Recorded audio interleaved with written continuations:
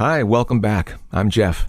On this podcast, I'll feature an outstanding Napa Valley winery that also supports research to understand and prevent cardiovascular disease and stroke. Let's venture out on the wine road. I have to say it, even my father, who loves wine, he was like completely against me to become a winemaker because he thought it was going to be a tough, difficult job. I wouldn't make a good living of it in Spain, you know. She's Laura Diaz Muñoz, the winemaker and general manager of Ehlers Estate, just north of St. Helena in Napa Valley. Aside from their highly regarded wine, you'll learn about Ehlers Estate's support of international cardiovascular research programs, a mission that began with owners Jean and Sylviane Laducq in 1996. Aside from Laura, you'll also meet Dr. David Tancredi and Martín Landaluce from the Leducq Foundation, who will explain the important work they support. So yes, this is not one of my typical winemaker interviews, but I am confident you will be impressed with their remarkable efforts toward improving human health. I've only been to Ehlers Estate a couple of times in the past, but really enjoyed it. The historic stone building was completed by Bernard Ehlers in 1886. Naturally, it expresses its age on the outside, but inside it's eloquent with a jazzy feel. You'll find velvet couches and chairs sitting within the unfinished stone walls and wood pillars and beams, in a contrast that works well. Colorful paintings hang on the wall and pleasant jazz music sets the tone, which you'll hear in the background during the interview. Someday soon you can go inside to taste, but outdoors is appealing as well, with the vineyards, the stone building, and the red production barn within view. Laura Diaz Muñoz, who grew up in Spain, has been with Ehlers for just a few years, with 2018 being the first vintage featuring her touch.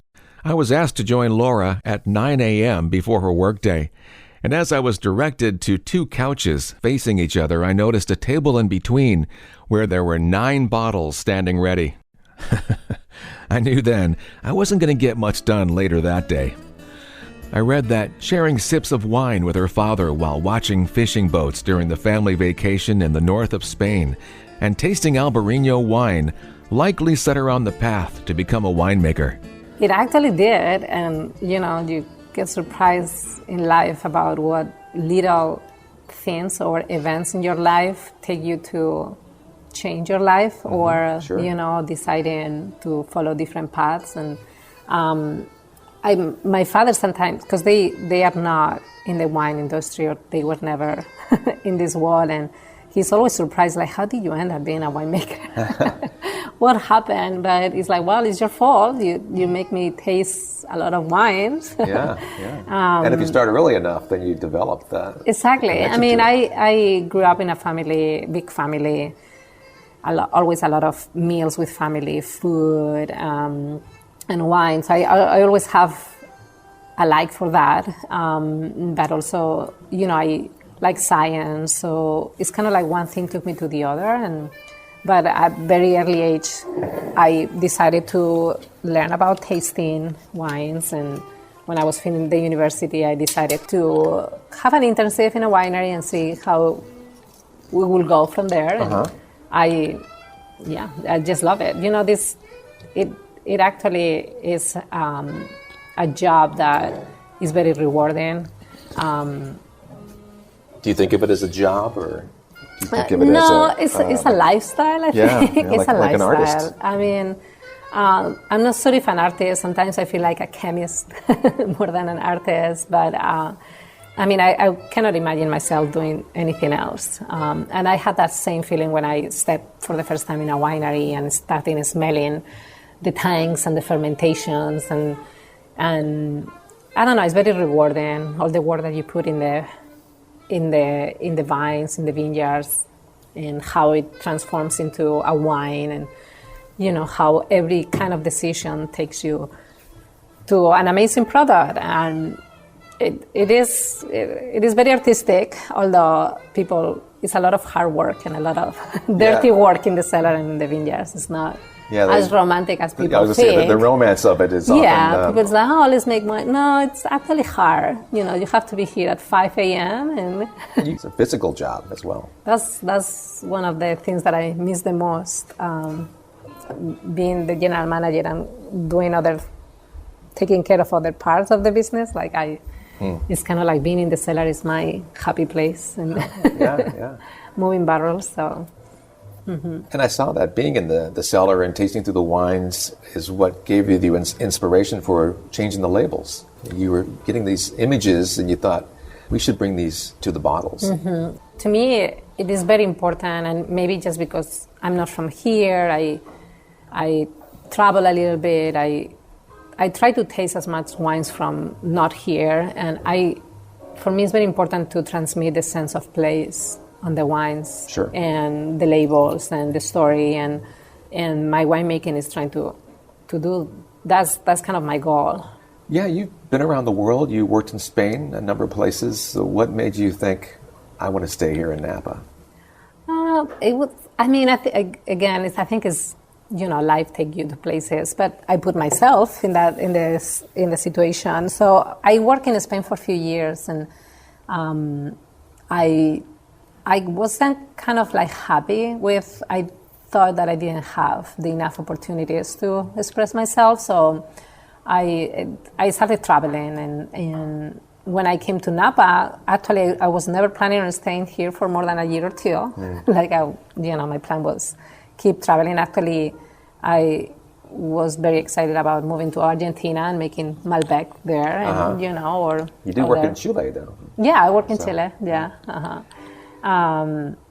which I had a great experience there too. But I don't know. I just came to Napa, and I have great opportunities here. I have to say that. Let me ask you this, and you can be honest if it is or not, but is it because you are respected more as a female and your opinion carries more weight here in Napa than it would, say, in Spain? Or it's just different. I think also how well respected this job is here in the U.S. and how wines are appreciated in the U.S. It's a little bit different of back then in Spain.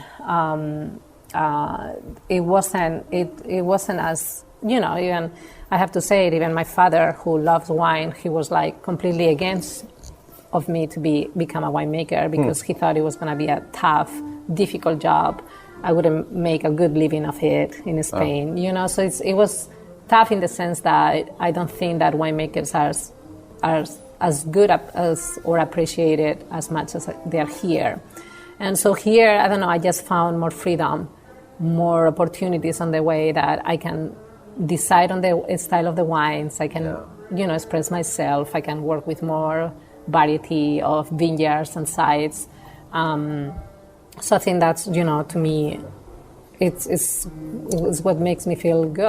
I was going to ask you about that. If you found there was more freedom here, but then I saw that you worked in Australia and New Zealand, and those are more forward-leaning countries as far as varietals go and what you make. They don't have the restrictions they do in France and maybe Spain and Italy.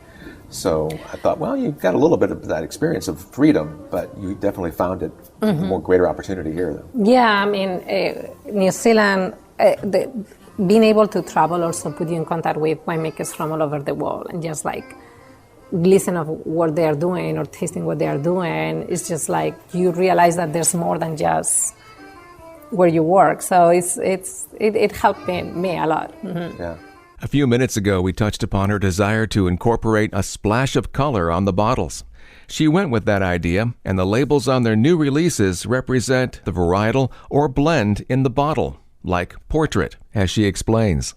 So we have different buildings that I think they're very iconic, like this building where you are right now. The Stone Building is the 1886 building. Yeah. We call it because it was built that time by Bernard Ehlers.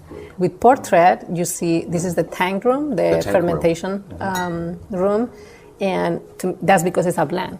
Blends to me are made in the winemaking space. It looks like an old red barn, but it is red. It's a red barn. Here we have behind the stone building. So each wine, you see each of the labels have we're in the narrowest point of the valley.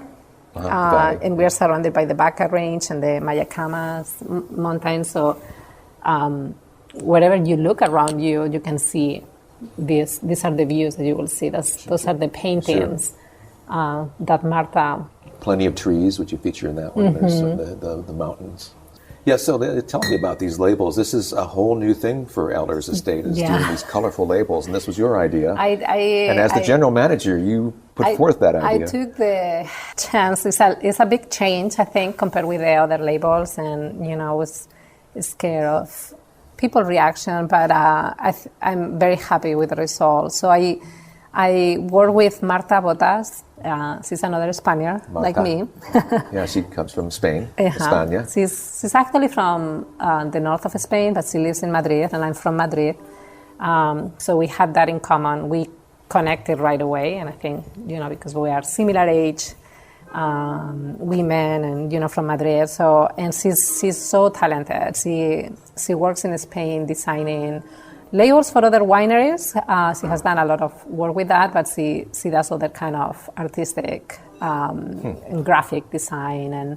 And she is actually a very good friend of one of the founders, or he's the president of the Leducq Foundation. The foundation. Mm-hmm. And he introduced me to her. And so together we just kind of she came to the property during harvest, actually, and in 2019, I think it was. 2020 is very blurry to me, so I don't know, right.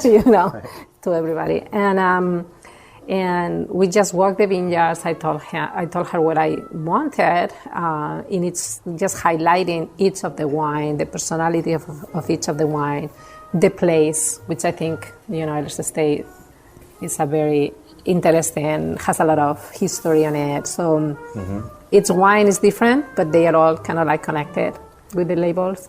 Yeah, she did a nice job of capturing the elements of the wine that's in the bottle. Now, is the Merlot, I see that the top of that mountain is blackened out. Is that where the Merlot is growing? That's Mount Santa Elena.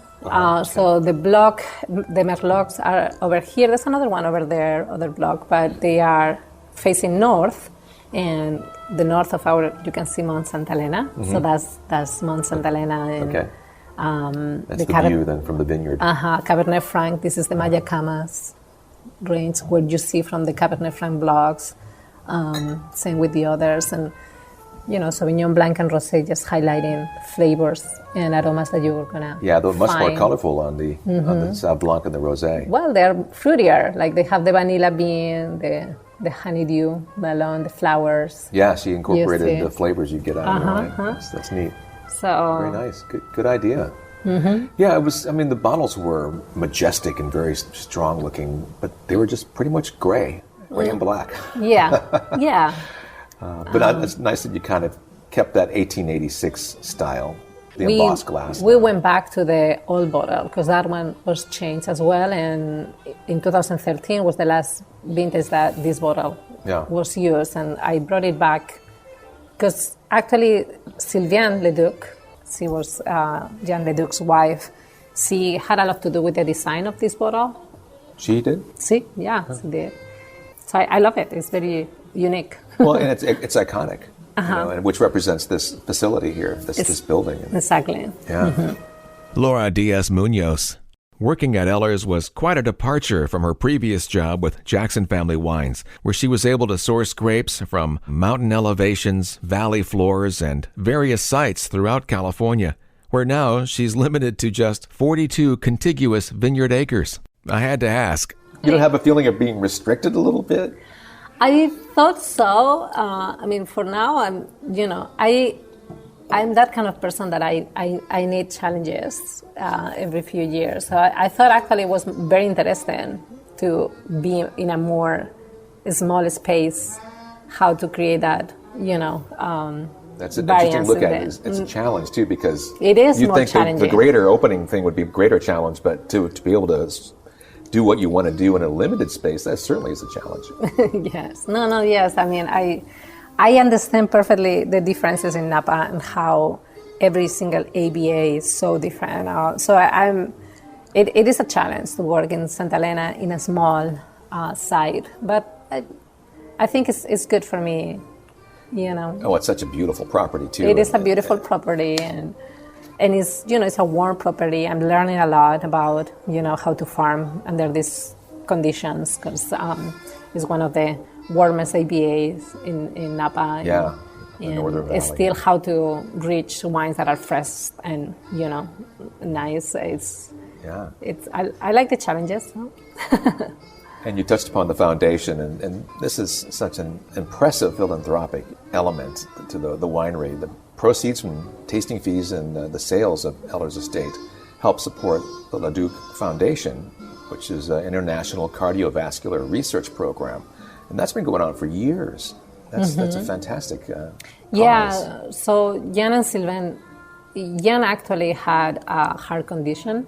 I think he was one of the first persons that got a bypass surgery. Wow. And, he understood that new technology was saving lives. And he met a lot of doctors and he got very impressed. So when they sold all their businesses, they decided to create a foundation. They always had that philanthropic philosophy, and this foundation was created between doctors that they met when he went through that surgery. And it's very well-known international foundation. A lot of people don't know much about it in our world, but in the medicine world is very well-known, and it has done a lot of work. Well, for the amount of years this has been going on, he surely has affected a lot of people. Yes, and what they do is actually very interesting. So, because they normally give grants to projects that are almost they call it early stages, but it's actually the latest stages of a project or an investigation or research.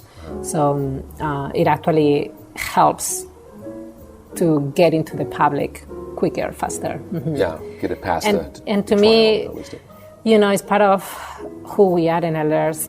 I think one of the reasons that I wanted to work here is a small family. We're a small team, which, working for bigger companies, it feels completely different.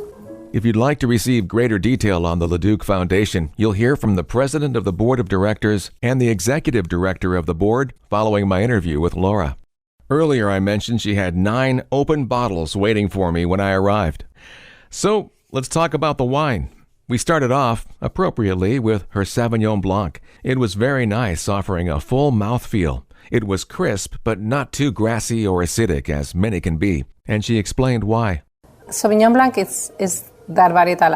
I worked for many years with it, and I already know what I want to do, what I want to accomplish with. So it starts all in the farming and how I try to avoid sun in the clusters and, and get a little bit more of that reductive winemaking on it. Mm-hmm. And then I just like the fermentation in the different vessels. I like a little bit of oak use and new. I actually think that a little bit of new oak during fermentation and a little bit of aging actually enhances the aromatics and the fruit. Sure. And then the concrete egg, I just like the texture that it gives. The work with the leaves, and we're talking about how I work with the leaves a lot. I mean, I do a lot of batonnage. The batonnage is stirring the leaves, and which brings it up into the wine and then gives it that little bit creamier flavor. And being in the oak softens the wine a bit. It softens especially with whites. I think it helps for the acidity to be. It softens the acidity perception. Yeah. So the acid is there, but it helps to feel smooth in the palate. And, right. Yeah, you mentioned this is high acid, but you don't really it's sense that. 3.18 pH. Oh, yeah, that's up there. It's acid. Yeah. Mm-hmm. And the benefit of having the 2 different vessels is when you go to make the final blend, you can play with it a little bit more. If it was all just out of the barrel, there wasn't not a whole lot you could do with it. It is what it is. But you can. It just adds more complexity. I also use stainless steel quite a bit also. So it's just it's wine. Part of the blend, it gives something to the final, like the aromas or fruitiness or floral notes and texture, and so that's how I think it's just more interesting at the end, the blend at the end, and it also helps for aging potential. I did like the fullness of her Ehlers Estate Sauvignon Blanc, and I really enjoyed her Cabernet Franc. The pyrazine green pepper flavor, often present in Cab Franc, was hardly discernible, and she is confident that hers is enjoyed by those who don't usually care for Cabernet Franc. Her 100% Petit Verdot was very good. It's a varietal that can be a bit harsh, tannic, without much fruit flavor, but hers offers a good amount of blackberry, black cherry, and plum. Their flagship wine, the 1886, is a classic 100% Cabernet Sauvignon. She told me how she now crafts that wine. We have 6 different clones of Cabernet Sauvignon planted in the site, which is actually a good variation. So what I do for this wine is every year I'm going to be picking the best barrels from these different blocks and clones and make a blend that it's a representation of this place, of the site. And again, you have more control over a blend, so you can make it exactly what you expect it to be. Mm-hmm. Yeah. And I mean, 1886 is our flagship wine. It has to be a memorable wine, and aging. It has to have that aging capacity. And this, I mean, I'm very happy with this one. I bet. Yeah. And this is your first vintage. Yes. The 18. And so, congratulations on seeing your first vintage reach its culmination, to be ready to be poured and enjoyed. Mm-hmm. Yeah. What else should I try here from this melange you have in front of me?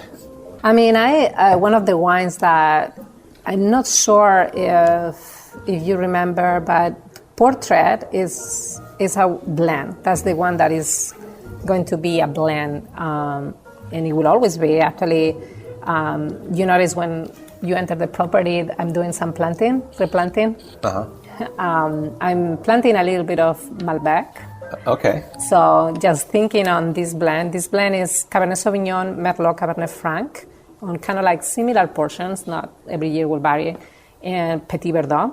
So hopefully in a few years I will add a little bit of Malbec. So it will be the kind of like the perfect 5 Bordeaux varietals on it. And the same kind of philosophy. It's just Portrait. That's why it's called Portrait. It's a representation of the state. Kind of like if you taste Portrait, you taste a little bit of our Merlot and Cabernet Franc, which I think they are very distinctive. And then, the complexity of the other varietals. It's a wine that the first year that it was made was 2015, and it's getting a lot of momentum actually lately. So. I was going to ask if you think that would be the more approachable wine for your average consumer. Approachable, I will say yes. Actually, is the one that is tasting right now. Very good. Okay. It is a very food friendly wine. I don't use a lot of new oak on it. I'm more conservative in the use of new oak because I like the freshness. I like the varietals to show better. So I think it will be a wine that is more approachable right away. Let's try the Portrait. So we're just talking about let's that. Let's see what you think, if you agree with me. Yeah. You might not agree with me. Wow, thank you. I'm very generous with my purse. Yes, you are. I'm a winemaker. I'm not. What is it, 9:30? It's the perfect time to taste wine. Now, did I see that your Jean Leducq wine is made from the higher elevation? It used to be, but I changed it. Should I even bother asking this question? No, not at all. I think it's important, and this is my thought behind the wine. So I never met Jean Leducq, and Jean Leducq was the person that bought this property and the vineyards around 1997 the vineyards, and 2001 the winery. And I heard that he had a really strong character and personality. So when I think about this wine, it has to be a wine that has that personality too, that has to have tannins, has to have structure, has to have color. So what I'm doing with this is, moving forward, is going to be 100% Cabernet Sauvignon from single vineyard or single block. Basically, I will pick every year a block on a Cabernet Sauvignon that to me has this distinction. Can be a good representation of the owner. Not every year is the same block. Some years there's other blocks that stand out, or they speak louder to me in different ways. So that's fascinating. It's no surprise they have a signature brand for the late owner, Jean Leducq. He purchased the brand in 1988 and established immeasurable work in supporting research for cardiovascular disease and stroke. Stay tuned to hear from two of his longtime associates in that research. I'm sure the Leducqs would be proud of the work Laura Diaz Muñoz is doing for Ehlers Estate. Her confidence and willingness to keep the brand not only relevant, but lead the way in the competitive Napa Valley market is admirable. I truly enjoyed spending that morning with her.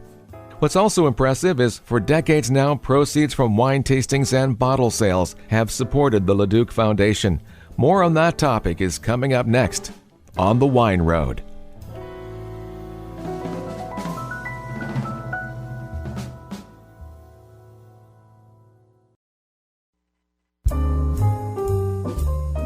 On the Wine Road is continuing. I'm Jeff Davis. Now we're getting off the topic of wine for a bit, but since it's tied to Ehlers Estate in an enormous way, and in response to winemaker and general manager Laura's urging, I was happy to talk with two gentlemen who can fill us in on the work of the Leducq Foundation.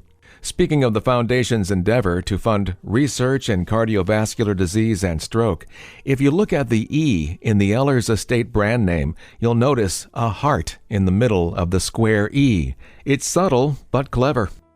As you heard, this is an international project. The owners, Jean and Sylviane Laducq, were French. And on the phone, I'll speak with Martín Landaluce, who is Spanish but lives in London. He is currently the president of the board of directors of the Leducq Foundation, and Dr. David Tancredi, an American who lived in Paris prior to the pandemic and now lives outside of Boston. Both of these men have known the Leducqs most of their lives. Martín, I understand your parents were close friends of the Leducqs, so it's no wonder this is a personal passion for you, and I imagine they have complete faith in you as you oversee investment and spending policies of the Leducq Trust. That is correct. At the beginning, when I started working with them, I didn't know that was going to be my role in the organization, but little by little you learn through difficulties, you understand what an organization such as the Leducq Foundation needs, and the fact of having known them for such a long time and knowing their mentalities helped me a lot, and I'm very grateful for that. Yeah. Dr. David Tancredi is the executive director and member of the board of directors of the Leducq Foundation, and you both represent the Leducqs on the Broadview board, which I'll get to the Broadview Ventures in a moment. But David, you and your family also have a long history and friendship with the Leducqs as well, don't you? Yes, it goes back quite a ways now, and actually the connection is through medicine and heart disease, as it turns out. So Jean Leducq came from a family where most of the men just didn't make it out of their 50s. They died of early onset coronary artery disease. And Jean was, like the rest of them, at age 50 or so, started to become symptomatic. And he really didn't have a good solution. And his wife, Sylviane, managed to convince him to go to the Mayo Clinic, where my father was a cardiologist. And Jean got himself there and in the end had a bypass at a time when bypass surgery was new, right? Right now it's a very common operation and there's a lot of experience and it's relatively safe. At the time it was relatively new and it was unclear. And Jean went and it made a huge difference. And as I said, his father died in his middle 50s and Jean lived until his 80s, so that was big. So I met Jean because after he had his operation, he came to our house for dinner. And he was quite a showman. We had a piano, and so everybody played and people sang, and it was actually just a very nice kind of contact and really an extraordinary evening. And after that, I was able to go to France on the Leducq plan, you could call it. Jean was very fond of having people come in their most from 16 to 18, 20 kind of age group to learn French. And so you would go, you could work at one of his organizations, but really what you were there doing is learning to speak French. And that's how I really got to know him. Wow. What an incredible guy. Yeah, he definitely was. David, you're president of Broadview Ventures, and that's a mission-driven fund that supports the development of technology for the diagnosis and treatment of cardiovascular disease and stroke. Yeah, so this was an interesting development. So early on in the work with the foundation, we had a number of people who we had supported who came to us and asked whether we would think of investing in their early stage technology that was spinning out of the lab that they were working in and that was related to foundation funding. So we had thought about it and realized that in order for us to do that, we really needed a bigger infrastructure than we had at present. And so we talked to Sylviane Laducq, who at the time was the president of the Leducq Foundation, and she was in agreement that we would start what is essentially a venture philanthropic organization and provide really early stage investments to these new fledgling companies and then follow them. And so that began in earnest in 2008, and we really made our first investments in 2009. I think we're up to, what, Martín, 46? There are a number that are still in the pipeline, but we've been making a number of investments every year since that 2009 start. And did that lead to the development of the Foundation's signature program, the Transatlantic Networks of Excellence in Cardiovascular Research? Fill us in on that. Yeah. So that is a mouthful, even in French. It actually worked the other way. So when we started the foundation, we were very fortunate because Jean thought that it was very important to bring in the right people, and we were I think, blessed with the people who agreed to come and sit on the first scientific advisory committee of our foundation. And that would be back in 1998, 99. Okay. They were really the people who helped to put the foundation on the map. At that time, we had started a program that was essentially individual investigator grants. But we had asked this board of, renowned cardiovascular physicians and scientists, what could we do that would be different? How could we have an impact? And not just adding another dollar to the funding line, but we needed to do something that wasn't already being done. Right. So they went and thought about this and came back to us and said, support internationally collaborative research. There really is not a lot of money available for that, and the payback is enormous. And that was back in 2002, 2003, and the program took off in 2003, and our first awards were made in 2004. So the Transatlantic Networks program actually predated the development of Broadview by maybe 4 or 5 years. Well, that's all impressive, and I hope those investments continue to lead to great success. And thank you for clarifying the timeline. Hey, Martín, can you tell us how the proceeds of the sales of Ehlers Estate wine benefits the Leducq Foundation? Sure. It is a complicated question because, as you know, businesses can go through tough years sometimes. For us, we see these things in two ways. One, in years when the business is profitable and generates a substantial amount of cash flow, it goes directly back to the foundation and directly supports some of the projects that David has been mentioning about.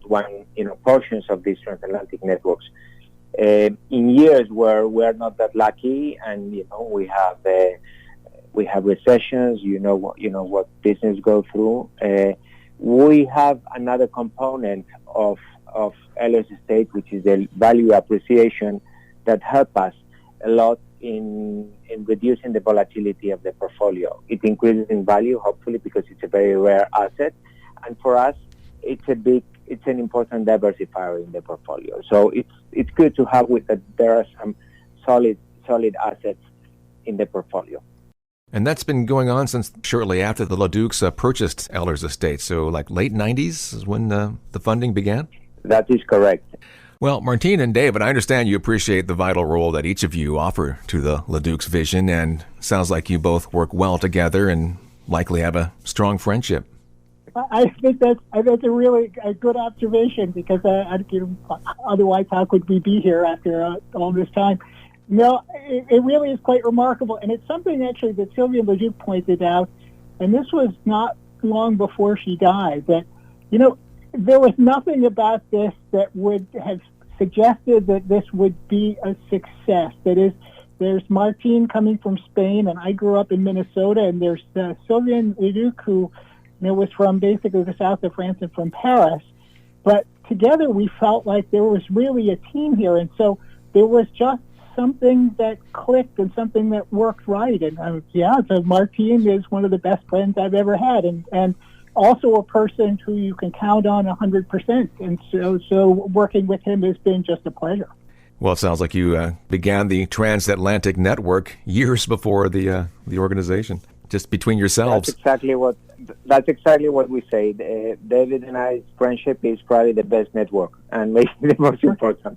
And a little anecdote, so I'm sitting now in the UK with David's dog. He entrusted me his dog Sonata because of COVID he could not travel with her back with the last time he was here. So she's been here with me for almost a year. So it's almost like giving someone the children in trust. So. No doubt, yeah. So one enjoyable way that we wine lovers can help fight cardiovascular disease and stroke is to purchase Ehlers Estate wine. Yes, I mean, I think enjoying wine is, I don't know about the science behind it, but always having a little bit of wine, not a lot, helps relationships, helps express your emotions, and if on top of that it helps science, what more could you ask? Yeah, David, you're probably familiar with the resveratrol, the polyphenol that helps control heart disease, and that is inherent in wine. Yes, absolutely. And, at least to date, there's always going to be another study coming out about this, but I think the recommendation over the last 20 to 30 years has been, appreciating wine in moderation seems to be good for your health, and at any event right now, it does not seem to be bad for it. So I think that there's every reason to enjoy wine, and certainly the Leducqs did. I wanted to follow up on what Martín was saying. When we think of Ehlers and we think of, the contributions that people may make in purchasing Ehlers wine, we really think that the wine stands on its own, and that's really important because we're all working in the direction of the mission of the organization, which I think is great. But the mission of Ehlers is to produce outstanding wine, and we wouldn't want people ever to think that you're making some kind of charitable contribution. It's that there's a mission, a noble mission behind this, but in the front of this is that there is an outstanding wine that really, really merits your attention. That's where we're going for. Yes, it is an esteemed, well-respected wine that is made in Napa Valley, and you couldn't have picked a better one, for that region. And Laura, now that you have Laura on hand, she's making some incredible improvements, and looks like it has a bright future. Yes, you can feel the passion when you discuss with her about wines. So right. we're very happy.